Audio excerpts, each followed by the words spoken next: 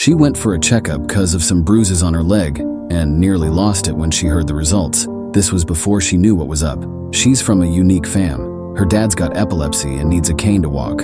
Her mom's got mental health issues. They're both disabled but love her tons. She left home at 19 to work, hoping to make things easier for her folks. She started as an apprentice at a hair salon, worked her butt off for 5 years, and made manager. But she had to go back home because her parents were getting worse. Still, she was full of dreams for the future. Then bam, her eyes go all bloodshot, and a few days later, her gums start hurting like heck. She spots bruises and tiny red dots on her legs. After a bunch of tests and a bone marrow biopsy at the hospital, they tell her it's acute myeloid leukemia. She's tough, but ends up crying her eyes out.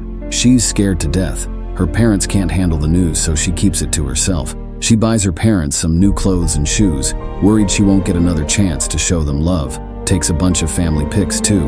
Then it's back to the hospital for chemo.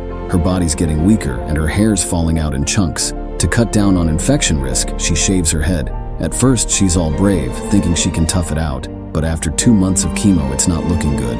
The doc suggests a transplant, and she just breaks down.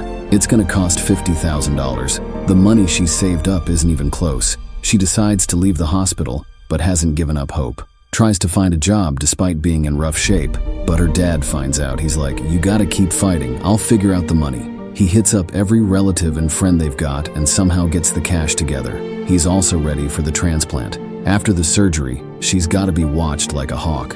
She's on the edge of breaking down so many times, but thinking of her parents waiting for her at home keeps her going. But fate's got more tricks up its sleeve. She starts having rejection issues, ends up in and out of the hospital dealing with infections and fevers. Despite her dad's disabilities, he's her rock, silently carrying the load. Let's all hope she gets well soon.